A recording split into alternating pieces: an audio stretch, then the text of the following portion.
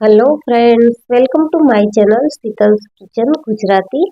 આજે હું તમારા માટે લઈને આવી છું પાતરવેલની રેસીપી। તો આ રેસીપી હું એ રીતે બનાવવાની છું કે જેમાં આપણે પાતરવેલને ચોપડવાની કે બીડા વાળવાની કોઈ ઝંઝટ કરવાની નથી।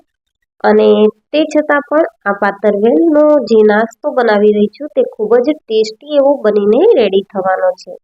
તો મિત્રો, મારી ચેનલ પર નવા આવ્યા હોવ તો ચેનલને સબસ્ક્રાઇબ જરૂરથી કરજો અને રેસીપી વિડીયો એન્ડ સુધી જરૂરથી જોજો। પાતરવેલનો નાસ્તો બનાવવા માટે અહીંયા મેં ફ્રેશ પાતરવેલના આ રીતના પાન લઈ લીધા છે। અને ચોમાસાની ઋતુ ચાલી રહી છે તો પાતરવેલ ઇઝીલી મળી જતા હોય છે અને એકદમ ફ્રેશ અને કૂણા એવા પાતરવેલ આપણે લઈ લઈશું। આ રીતે પાતરવેલની જે નસનો ભાગ હોય છે તે આપણે છરીની મદદથી કાઢી લઈશું। અને જો કૂણી નસો હોય તો તમે ન કાઢો તો પણ ચાલે। તો આ રીતે મેં બધા જ પાતરવેલની નસો કાઢી લીધી છે અને પાતરવેલને નાસ્તો બનાવવા માટે રેડી કરી લીધા છે। પાતરવેલને મેં અહીંયા પહેલેથી જ ધોઈ અને કોરા કરીને રાખ્યા હતા। હવે બધા જ પાતરવેલ આપણે એક સરખા ગોઠવી અને આ રીતે વચ્ચેથી કટ કરી લઈશું અને ત્યારબાદ આપણે તેને બીજો એક કટ લગાવીશું। જો પાતરવેલ તમારા નાના હોય તો તમારે એક જ કટ લગાવવાનો છે। અહીંયા મારી પાસે મોટા પાન હતા તો મેં 2 કટ લગાવ્યા છે। અને હવે પાતરવેલને આપણે આ રીતે થોડો રોલ કરી અને પતલી પતલી સ્લાઇસમાં કટ કરી લઈશું। તો બધી જ સ્લાઇસ એક સરખી થાય એ રીતે આપણે પાતરવેલને રાઉન્ડ કરી અને કટ કરી લઈશું, જેથી કરીને બધા જ એક સરખી સાઇઝના સ્લાઇસ બનીને રેડી થશે। તો મિત્રો, તમે પાતરવેલ જ્યારે બનાવો છો ત્યારે હંમેશા પાતરવેલને ચોપડીને જ બનાવતા હોવ છો, તો આ રીતે એકવાર જરૂરથી ટ્રાય કરજો। બહુ સરળ રહેશે અને ફટાફટ બની પણ જશે। હવે આપણે જે પાતરવેલની સ્લાઇસ કરી છે તેને એક મોટા બાઉલમાં લઈ લઈશું અને મસાલા કરી લઈશું। તો મસાલામાં સ્વાદ પ્રમાણે મીઠું, 1 ચમચી હળદર પાવડર, 1 મોટી ચમચી જેટલો ધાણા જીરું પાવડર ઉમેરીશું। સાથે થોડી આપણે અડધી ચમચી જેટલી હિંગ ઉમેરવાની છે અને ત્યારબાદ આપણે 1 ચમચી જેટલી લીલી વરિયાળી આવે છે તે ઉમેરી લઈશું અને 1 મોટી ચમચી સફેદ તલ ઉમેરીશું। સાથે ખટાશ માટે અહીંયા મેં 1 મોટી ચમચી જેટલો આમચૂર પાવડર અને 2 થી 3 ચમચી જેટલું દહીં ઉમેરી લીધું છે। દહીં ઉમેરવાનું કારણ એ જ છે કે જેનાથી આપણો પાતરવેલનો નાસ્તો છે તે એકદમ સોફ્ટ બનશે। 2 ચમચી જેટલો આપણે ગોળ ઉમેરી લઈશું અને સાથે જ મોવણ માટે આપણે 3 ચમચી જેટલું તેલ ઉમેરવાનું છે। અને અહીંયા મેં મિક્સર જારમાં આદુ, મરચાં અને લસણની પેસ્ટ વાટીને રાખી હતી તો તે પણ ઉમેરી લઈશું। બધા જ મસાલા આપણે સારી રીતે ઉમેરી લીધા છે અને તેલ અને દહીં ઉમેર્યું છે, જેના કારણે નાસ્તો છે તે એકદમ સોફ્ટ બનીને રેડી થશે અને સોડાની આપણે બિલકુલ પણ જરૂર નહીં પડે।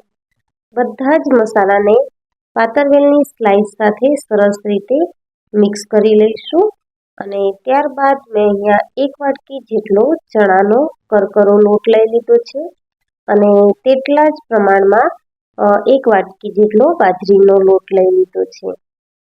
તો આ રીતે મેં બંને પ્રકારના લોટને અડધા અડધા લઈ લીધા છે અને સાથે જ અહીંયા મેં 3 મોટી ચમચી જેટલો રવો લઈ લીધો છે, જે સોજી આવે છે તે। જો તમારે સોજી ન ઉમેરવી હોય તો તમે સ્કીપ પણ કરી શકો છો, પરંતુ સોજી ઉમેરવાથી એકદમ કરકરો એવો નાસ્તો આપણો બનીને રેડી થશે। હવે આપણે જે મસાલા કર્યા હતા અને દહીં ઉમેર્યું હતું તેમાં જ લોટ બંધાઈ ગયો છે અને લોટ બંધાઈ ગયા પછી આપણે આ રીતનું કાણાવાળું વાસણ લઈ અને તેમાં લોટના નાના નાના સાઈઝના મુઠિયા વાળી અને તેને બાફવા માટે મૂકી દેવાના છે। તો આ રીતે હાથ ઉપર તેલ લગાવી અને આપણે નાના નાના ગોળીની સાઈઝના મુઠિયા વાળી લઈશું।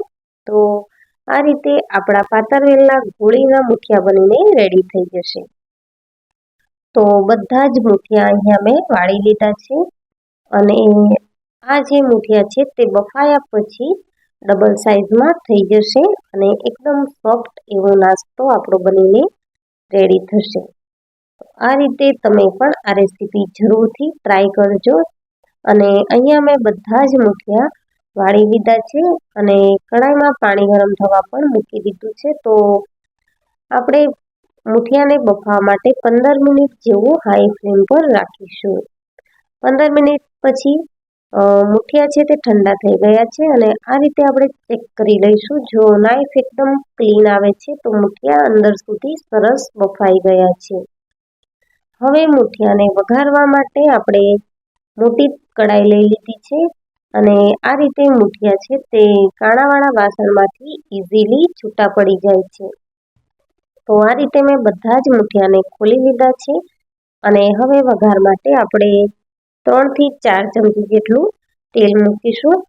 આ નાસ્તાના વઘારમાં આપણે તેલ થોડું ચડિયાતું રાખવાનું છે, જેથી કરીને નાસ્તામાં એક ખૂબ સરસ શાઇન આવશે.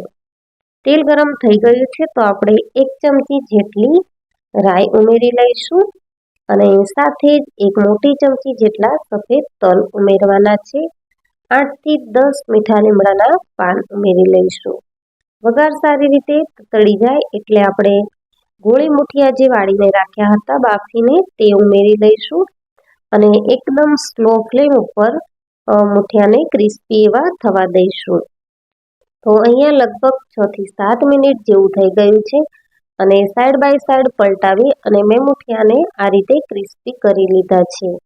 તો ઉપરથી ક્રિસ્પી અને અંદરથી સોફ્ટ એવા આ ગોળી મુઠિયા ખાવામાં ખૂબ જ ટેસ્ટી લાગે છે અને બનાવવામાં ખૂબ જ સરળ છે. તો મિત્રો, તમને મારી આ રેસીપી કેવી લાગી તે કમેન્ટ સેક્શનમાં જરૂરથી જણાવજો.